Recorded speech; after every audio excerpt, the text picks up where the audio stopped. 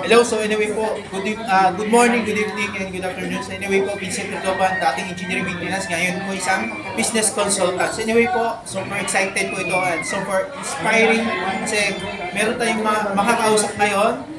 Isa po sa grabe resulta nito. Isa sa hinahangaan po natin to.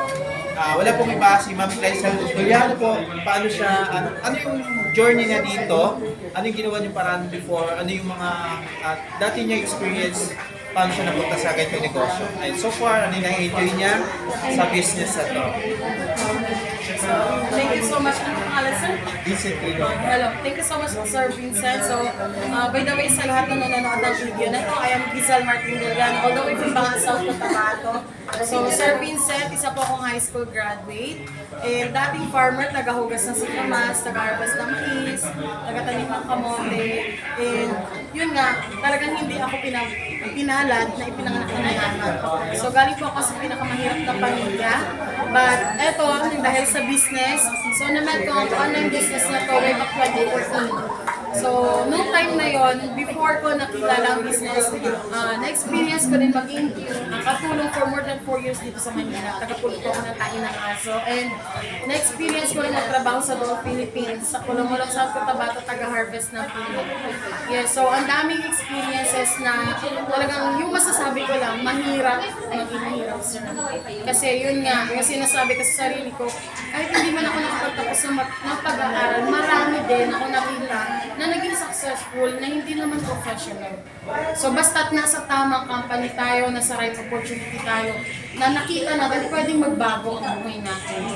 So eto yung negosyo na kung saan ang nakita ko talaga dito, sir, yung nakita ko, yung pwedeng magbago yung buhay ko, pati yung buhay ng family ko. So kasi ang tatay ko yung tinitingnan ko, ang nanay ko, pinanganak kaming mahirap, yung bahay namin kubo, nakatagilid yan. So, before uulan, talagang ini-imagine na namin, sana ako pupwesto. Kasi butas-butas yung bubong.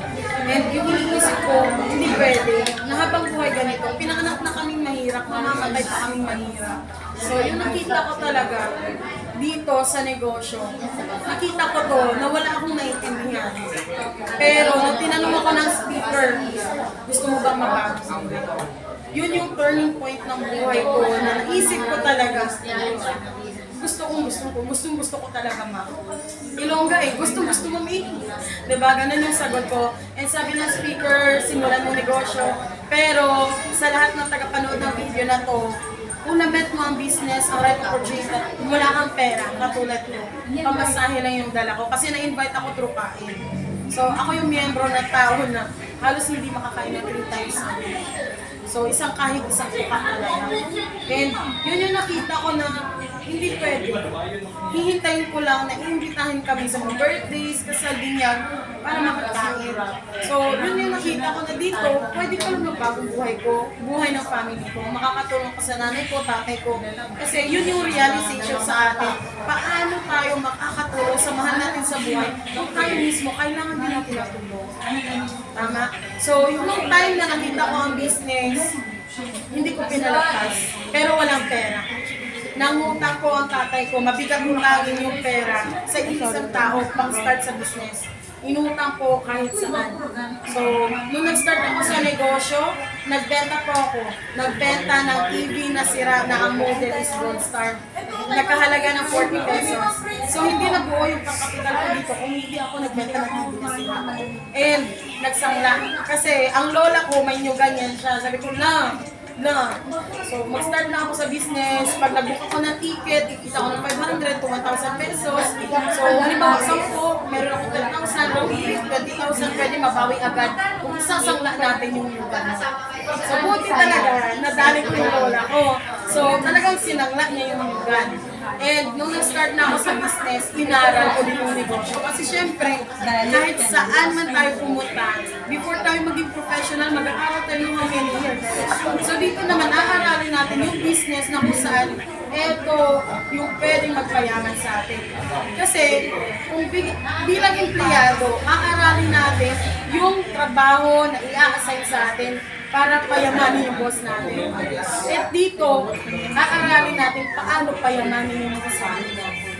So, nung nakita ko ang negosyo, grabe, Kasi, nung nag-start ako, wala akong cellphone. Keypad yung phone ko, Nokia, yung color yellow pa. Ang hirap. Nung nag-start ako, pero nung nag-book na ako ng ticket mula sa bahay, mamamasaya ako ng 30 pesos, round trip 60 pesos, papasok pa sa internet cafe, open line yung ganyan, 10 pesos babayaran. So kapag nakabook ako ng ticket, masaya na ako doon sa 500 pesos na kinita ko, one way per pax. So nakita ko doon na makakabili na ako ng 2 kilo ng bigas at saka ng ulam. Pero nung na-realize ko, sir, na doing this business, pwede pala akong yumaman. Kasi, nung na-realize ko na doing 80%, 20%, ipagsasabay ko, ang ganda ng negosyo. Kasi, hindi ko tiningnan kung magkano yung pinalabas ko na pera or yung kapital ko. Tiningnan ko kung ano pwedeng ibalik sa akin ng negosyo. So, nag-start man ako 2014, ang ibinigay sa akin ng business, yung car sises na noon sinasakyan namin, Carabao, Kariton, Karusa, pero binigay sa akin yung real car, Toyota Vitz na color red, November 16, 2019. At the age of 26, naging Millionaires Club member na ako ng company. Grabe sir, kasi yung buhay na ini-imagine ko noon, nangyari. Kailangan lang talagang trabahuin ang negosyo. Kasi katulad din ng mga sari-sari store, even traditional businesses, kapag hindi natin yan bubuksan, hindi natin tatrabahuin, talagang wala tayong income. So dito naman, tatrabahuin natin. Ang hinahabol ko dito is passive income na kung saan, kung nagtatrabaho tayo or self-employed tayo, no work, no pay. Eh dito sa business na to nakita ko, no work, but with pay. Kikita ako dito. So, talagang grabe kasi hindi lang yan, kasagsagan ng pandemic, ang daming nag-close na mga traditional businesses. Pero nung time na yun, nakapagpatayo ako ng concrete, malaking bahay para sa magulang. Grabe, grabe yung negosyo na to kasi hindi sa pinagmamayabang ko yan. To inspire other people, lalong-lalo na sa mga nanonood na hindi pa nakapag-franchise or hindi pa nakapag-avail, i-grab nyo ng opportunity. Naka-promo, limited offer lang lahat ito ngayon. So, grabe yung business na to kasi na-transform ako, isang ordinaryong tao, turn into an extraordinary na tao na kung saan hindi lang yung buhay ko nagbago, marami ng taong nagbago ang buhay na dahil sa business na to. And ang good news, grabe yung achievement kasi consistent top earner na rin ng company. Nakapag-travel local and international na kung noon pangarap ko lang na travel yung tatay ko. Yung tatay ko yung inspirasyon ko nang muna, punong-puno ng barikos nagtatrabaho sa bukid, taga-Araro ng Palayan. Sabi ko lang, matatravel ko siya. Na-travel ko siya sa Baguio. Alam niyo yung pakiramdam na habang nagta-travel kami, sinasabihan niya ako, proud na proud siya. Kasi hindi man ako nakapagtapos. Yung pangarap nila para sa amin, binibigay ko nang dahil sa business, nang dahil sa resulta ko dito sa negosyo. So, talagang walang magic sa mundo. Kailangan talagang trabahuin at aralin. So, grabe, sa lahat na nanonood ngayon ng video na to, i-avail na natin. At sa lahat na nakapag-avail na ng business, aralin natin ang negosyo at tuloy-tuloy natin gawin. Kasi ang future, clear as crystal, naghihintay sa atin dito. Ang magandang buhay. Yung pangarap, totoo po talaga siya. Magiging bangungot lang po talaga yan kapag hindi tayo magte-take action or hindi natin tatrabahuin ang negosyo. Kaya sa lahat ng tagapanood, mag-comment lang kayo kapag nakita nyo tong video na to. Or di naman kayo mag-direct message kay Sir Vincent. Yes. Okay, so sa lahat ng tagapanood ng video na to, huwag nyo nang palampasin kasi hindi lang siya ordinaryong negosyo, it is an extraordinary business na talagang maraming buhay na ang nagbago. So thank you so much, Sir Vincent. Kasi, Ayan, so anyway, sobrang inspiring talaga. Isa sa iniidolo natin. Grabe, galing pa siya ng Taiwan. Nahagilap po natin ngayon dito. Anyway po, thank you po sa lahat ng mga nanonood. And sobra talaga inspired. Matay yung balay mo.